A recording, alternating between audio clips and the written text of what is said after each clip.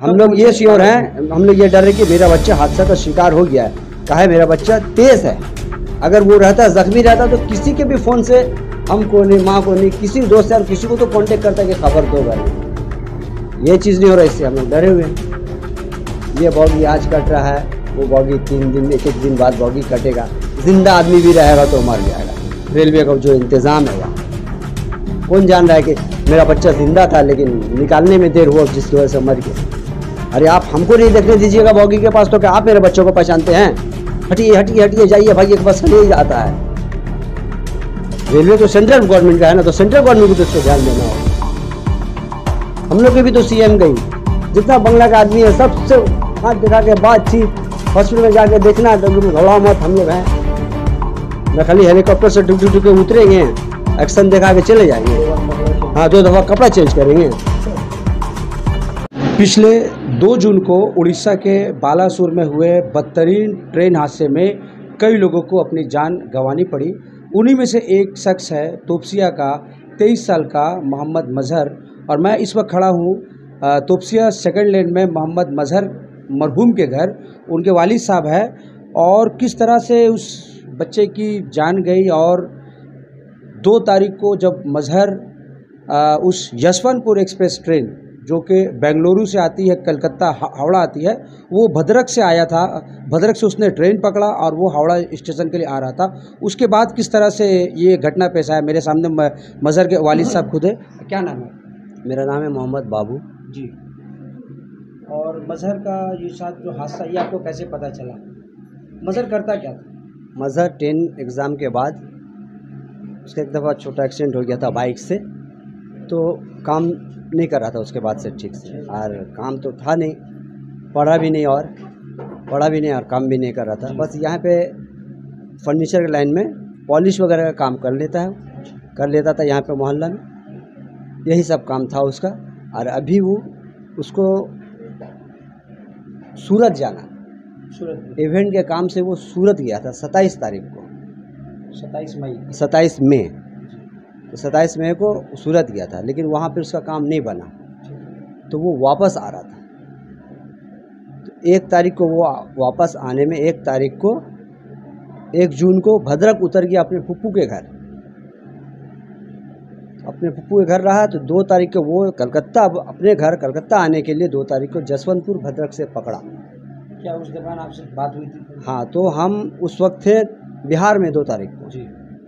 तो हम शाम के मगरिब के वक्त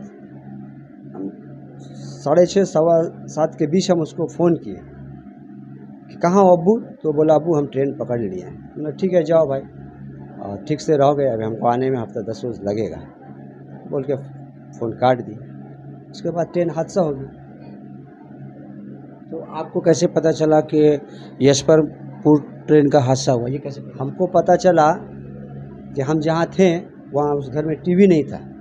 बिहार में उनके घर में थे, तो खाना वगैरह सब कोई खा लिया। अब हम लोग कलकत्ता तो नहीं है जो 11 बजे रात 2 बजे रात तक जागें जी। तो 9 साढ़े 9 बजे लगभग खाना वगैरह खा लिए हैं, सो गए। हमको भी एक कमरा दे दिए गया, हम भी भाई उसमें बोले आप सो जाइए यहाँ। तो हम सोए, तो टीवी भी नहीं है, अब नींद तो आएगा नहीं, तो हम मोबाइल यूट्यूब ऑन किया, तो यूट्यूब में तो और क्या जो ट्रेन था जी जो हादसा हुआ, क्या नाम है, कोरोमंडल।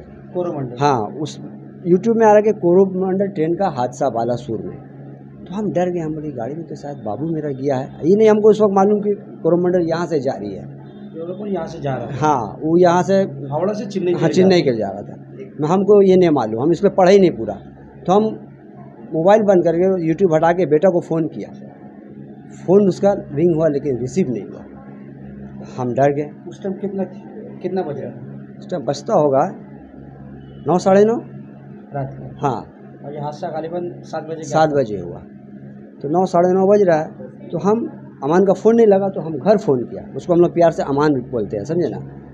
तो जब मजहर का फ़ोन नहीं लगा तो हम कलकत्ता फ़ोन किया ही घर में, बोला हम फ़ोन आकर के टीवी चला के न्यूज़ देखो तो जो ट्रेन हादसा हुआ है उड़ीसा में कौन सा ट्रेन है, और हमको बताओ जल्दी। तो इन लोग तो बताने में 2-3 मिनट टाइम लगेगा, तो हम 2-3 मिनट में अपने आपा को फ़ोन किया उड़ीसा भद्रक।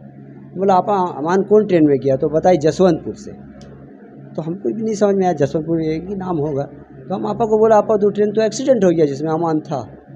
तो बोले क्या बोल रहे, आपा उधर भी रोने लगे। हम भी वहाँ पे जिसके घर में थे ना, हम उन लोग को उठा के हम बोला भाई ऐसा ऐसा बात है, हमको जाने का इंतज़ाम किए, ट्रेन एक्सीडेंट हो गया अमान जिसमें है, और हम फ़ोन कर रहे तो फ़ोन भी नहीं लग रहा है, फ़ोन घंटी बज रही, रिंग हो रहा है, वो रिसीव नहीं कर रहा, और हम बोले रिसीव भी नहीं कर रहा है, तो हमको अभी निकलना है।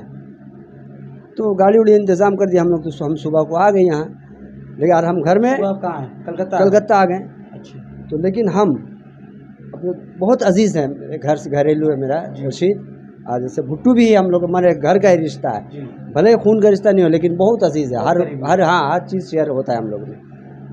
तो हम रशीद को फ़ोन किया, रशीद ऐसा ऐसा बात है, देखना ते घर जाना, देखना सोनी रोना पीटना कर रही है, मेरी मिसेस का नाम सोनी है।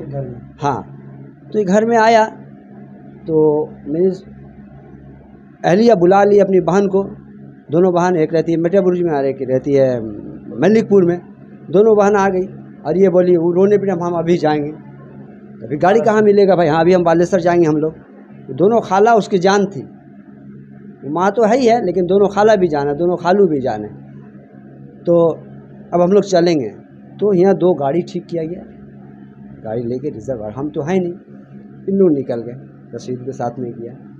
आप कहने से पहले निकल गए? हाँ, इन लोग तो जुमा के दिन रात को ही निकल गए, जुमा के रात को? हाँ, ये 12 साढ़े 12 बजे तो निकल गया हो ना, 12 से पहले 11 बजे इन लोग निकल गया। मेरा दामाद भी चला गया साथ में, समझे, मेरे भाई का दामाद है, मेरा ही दामाद हुआ, ये भी निकल गया। मैं साड़ू, ये निकल गया मलिकपुर से आके, ये मेरे छोटे साड़ू हैं, हम तो बाद में पहुँचे 1 दिन बाद, लेकिन इन लोग जाके पूरा खोज खर्च करने, जब पहुँचने के बाद इन लोग भूखे प्यासे बदहाल खोजा खाजी कर रहे हैं इन लोग।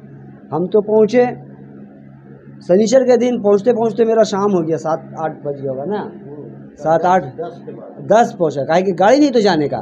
खड़गपुर तक हम ट्रेन गए, हम और मेरे साथ मेरे बेटा का दोस्त यार भी शामिल हो गया, बोले नहीं अंकल हम लोग भी जाएंगे चलिए। तो हम लोग 4-5 लड़का उसको, और मेरे मज़हर का दोस्त जैसे रॉकी था, राजा था, विकी है, हम लोग निकल पड़े। ट्रेन में तो मिल रहा नहीं है भाई, खड़गपुर तक ट्रेन में गए, उसके बाद से किसी तरह कोई गाड़ी, ये इतना किराया लेंगे उतना किराया लेंगे, लेकिन हम लोग पहुँचे किसी तरह रात 9:30-10 बजे। वो कौन हॉस्पिटल था वैसे?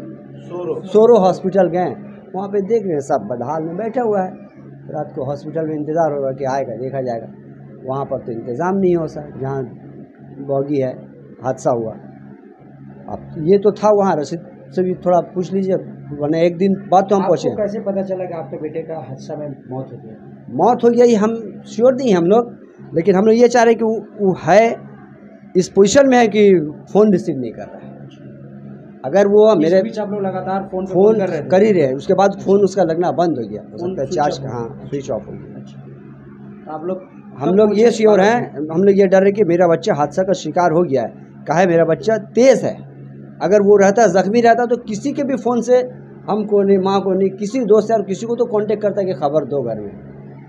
ये चीज़ नहीं हो रहा, इससे हम लोग डरे हुए हैं। ये बॉगी आज कट रहा है, वो बॉगी 3 दिन, 1-1 दिन बाद बॉगी कटेगा। जिंदा आदमी भी रहेगा तो मर जाएगा।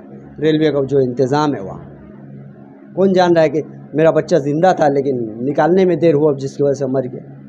अरे आप हमको नहीं देखने दीजिएगा बॉगी के पास, तो क्या आप मेरे बच्चों को पहचानते हैं? हटिए हटिए हटिए, जाइए भाइये के पास चलिए आता है। रेलवे तो सेंट्रल गवर्नमेंट का है ना, तो सेंट्रल गवर्नमेंट को तो इसको ध्यान देना होगा। हम लोग की भी तो CM गई, जितना बंगला का आदमी है सबसे हाथ दिखा के बातचीत, हॉस्पिटल में जाके देखना, घबराओ मत, हम लोग हैं न, खाली हेलीकॉप्टर से डुक डुक के उतरेंगे, एक्शन दिखा के चले जाएंगे। हाँ 2 दफ़ा कपड़ा चेंज करेंगे, बुलेट ट्रेन चलाएंगे। ये जो 120 और 125 के रफ्तार को मंजिल को, मुसाफिर को मंजिल तक पहुंचा नहीं पा रहे हैं, वो बुलेट ट्रेन 400-500 वाले स्पीड वाला वो चलाएंगे। और तो आदमी एक दान में, जितना जल्दी मैंने आबादी कम करने का बहुत अच्छा टेक्नोलॉजी आ रहा है। आप लोग को कब मालूम चला कि आपके बेटे के साथ हादसा हो गया? हादसा हो गया तो उसी दिन, ट्रेन जो एक्सीडेंट हुआ उसी दिन मालूम हो गया। तो बताए ना, रात को 9:30-10 बजे तक पता ही चल गया। बॉडी मतलब मिला हम लोग के दिन, हम लोग को इतवार के दिन, संडे को। कैसे पता चला कि एक जगह है वहाँ पे कुछ, वो एक बिजनेस हब है, तो वहाँ पे भी बहुत जिस्म रखा गया था बॉडी। नसीब बिजनेस हब है। मालूम हुआ कि हम लोग को कि वहाँ बहुत बॉडी है, तो हम लोग रात को प्रोग्राम के सुबह वहीं जाके देखेंगे। वहाँ गए तो वहाँ 10-20 बॉडी है, मेरा बच्चा का है ही नहीं। बाकी देख के समझ में आ रहा था कि यहाँ 500 से ऊपर होगा बॉडी, जितना बड़ा चिमकी बिछा हुआ है, जितना बर्फ़ का रखा, पूरा पानी पानी हो रहा है, पिघल गया बर्फ़, चिमकी इधर एक तो चिमकी उधर एक तो चिमकी, कपड़ा, हाँ पानी एकदम भर गया हुआ है, बर्फ़ पिघल गया। तो लेकिन आज जब हम लोग गए 10-20 बॉडी था, देखा कोई नहीं है। तो वहाँ पे प्रोजेक्टर चला के दिखाया जा रहा है कि कौन कौन था, निकला है कौन कौन सब, हाँ किस कौन कौन निकला बॉगीज। तो उसमें मेरा बच्चा का ये फ़ोटो हम लोग देखें प्रोजेक्टर, समझे, देख सकते हैं जी। ये बॉडी हम लोग देखें तो जो लड़का अफसर था और हम लोग सोचे अमान की तरह ही तो लग रहा है, कि कपड़ा हम लोग मार किया कि कपड़ा यही है, कपड़ा वही है। तो ये फ़ोटो को हम लोग ले लिए मोबाइल में, लेके वहाँ पे भी थे ऑफिशियल रैंक के लोग जो देखभाल आर्मी फ़ोटो और सहायता के लिए बैठे हुए। तो सहायता तो कुछ कर नहीं रहे थे, खाली टेबल लगा के चाय नाश्ता चल रहा था। तो हम लोग उनको पूछे भाई ये फ़ोटो मेरे बच्चे से मैच कर रहा है, तो हम लोग पूरा कंफर्म होने के लिए हम लोग को ये जिस्म दिखाइए बॉडी, ताकि हम लोग श्योर हो जाए। हम देख के पहले अपने साली और साली को फ़ोन में भेजा दिया कि देखो, तो हम लोग को तो लग रहा है कि मज़हर है, तुम लोग भी देखो। इन लोग भी बोला नहीं मज़हर ही की तरह लग रहा है। तो हम लोग को बोले कि अब ये जिस्म बॉडी कहाँ रखा हुआ है दिखाइए, हम लोग श्योर हो जाए देख के। तो हम लोग को मालूम नहीं बॉडी कहाँ है। अरे आपको मालूम नहीं बॉडी कहाँ है, तो हम कहाँ जाके खोजेंगे। और इसमें नंबर भी नहीं दिया हुआ है बॉडी में। हम लोग और डर गए कि नंबर काहे नहीं दिया हुआ है। तो भाई इसमें नंबर नहीं है, फ़ोटो है आपके पास, बॉडी नहीं है, तो जाके फ़ोटोग्राफ़र से पूछिए। हम बोला फ़ोटोग्राफ़र आपको दिया है, ये आपका जिम्मेदारी है ना मेरा जिम्मेदारी है। हम लोग तो रसीद बहुत कुछ बोला उसको, तो पढ़ा लिखा आदमी है, बेवकूफ़ थोड़ी है जो उसके बाद में आ जाएगा। तो बोला ठीक है आप लोग रहिए, रात का जो बॉडी कहाँ कहाँ गया है हम लोग बताएंगे आपको। तो हम लोग बैठे हुए हैं, डेटा आया, कोई जगह का नाम जो हमने एम्स जहाँ है भुवनेश्वर एम्स, उस तरफ हॉस्पिटल का नाम 4-5 ठो दिया, ये सब जगह बॉडी है, आप लोग जाके वहाँ देख लीजिए, लिस्ट दे दिया। तो एक जो मेरे बच्चा का दोस्त सब था, वो सब ना हम लोग से पहले निकल गया कि अंकल एक जगह, हाँ हम लोग ऐसा ही अंदाज़ी, उस टाइम हम लोग को मालूम नहीं है कि वहाँ है। और हम लोग जाके देख रहे ना, वो उधर हॉस्पिटल में तो बोला है ना उधर है, देखे जाके कौन हॉस्पिटल में शायद मिल जाए। एक जगह बैठ के फ़ायदा नहीं है, तो आप लोग को जब मिलेगा तो आप लोग आइएगा या दूसरी तरफ आप लोग देखिएगा। तो वो जाते जाते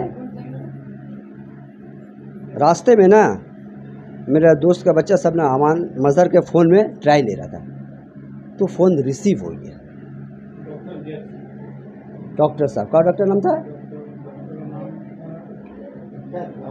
हाँ खैर कुछ भी था, XYZ याद नहीं है। फ़ोन उठाया, डॉक्टर साहब फ़ोन उठाए, तो मेरे दोस्त के बेटा के दोस्त सबसे बात हुआ कि भाई फ़ोन आपके पास। बोला आप लोग कौन? बोले हम लोग मज़हर के दोस्त भाई हैं, हम लोग मज़हर के खोज रहे हैं, वहाँ एक्सीडेंट हो गया है। तो फ़ोन आपको कौन है? बोले हम डॉक्टर बोल रहे हैं एम्स से। क्या नाम है? लड़का का ये है मज़हर नाम है।